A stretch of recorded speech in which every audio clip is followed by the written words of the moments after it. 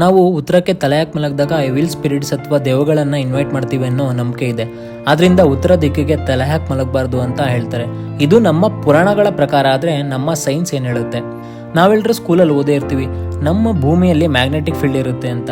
ಹಾಗೆ ನಮ್ಮ ದೇಹಕ್ಕೂ ಕೂಡ ಅದರದೇ ಆದ ಓನ್ ಮ್ಯಾಗ್ನೆಟಿಕ್ ಫೀಲ್ಡ್ ಇರುತ್ತೆ, which means body has its own magnetic field. ನಾವು ದಕ್ಷಿಣಕ್ಕೆ ತಲೆ ಹಾಕಿ ಮಲಗಿದಾಗ ನಮ್ಮ ತಲೆ ಪಾಸಿಟಿವ್ ಆಗಿ ಆ್ಯಕ್ಟ್ ಮಾಡಿದ್ರೆ ಭೂಮಿಯ ಪೋಲ್ ನೆಗೆಟಿವ್ ಆಗಿ ಆ್ಯಕ್ಟ್ ಮಾಡುತ್ತೆ. Positive and negative will attract each other, ಅಂದರೆ ಒಂದನ್ನ ಒಂದು ಅಯಸ್ಕಾಂತದಂತೆ ಸೆಳೆಯುತ್ತೆ.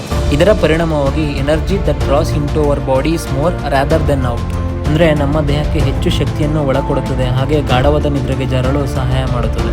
ಇನ್ನು ಉತ್ತರಕ್ಕೆ ಯಾಕೆ ತಲೆ ಹಾಕಿ ಮಲಗಬಾರ್ದು ಅಂತ ಅಂದರೆ, ನಮ್ಮ ದೇಹದಲ್ಲಿರುವ ಐರನ್ ಕಂಟೆಂಟ್ನ ಅದು ಫುಲ್ ಮಾಡುತ್ತೆ. ಇದು ನಮ್ಮ ಮೆದುಳಿನ ಮೇಲೆ ಹಾಗೆ ನಮ್ಮ ಬ್ಲಡ್ ಸರ್ಕ್ಯುಲೇಷನ್ ಮೇಲೆ ಪರಿಣಾಮ ಬೀರುತ್ತೆ. ಇದೆಲ್ಲ ಕಾರಣದಿಂದ ತುಂಬ ಜನ ಬೆಳಿಗ್ಗೆ ಎದ್ದ ತಕ್ಷಣ ತಲೆನೋವು ಹಾಗೂ ಇತರ ಹೆಲ್ತ್ ಇಶ್ಯೂಸ್ನ ಫೇಸ್ ಮಾಡ್ತಾರೆ.